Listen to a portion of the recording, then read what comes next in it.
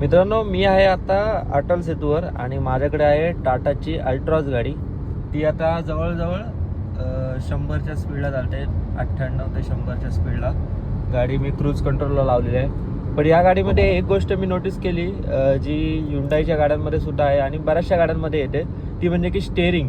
या गाडीचं जर तुम्ही 60च्या खाली असाल ना, तर एकदम स्टेअरिंग लाईट असतं. पण ज्यावेळी 60च्या वर किंवा 80च्या वर जाता त्यावेळी ह्याचं जे स्टेअरिंग आहे ना, हार्ड होऊन जातं. ते का माहिती आहे का? कारण की समजा आपली गाडी हाय स्पीडला असते आणि जरा जरी स्टेअरिंग फिरवलं तरी आपली गाडी अनस्टेबल होऊ शकते किंवा मग इकडे तिकडे जाऊ शकते.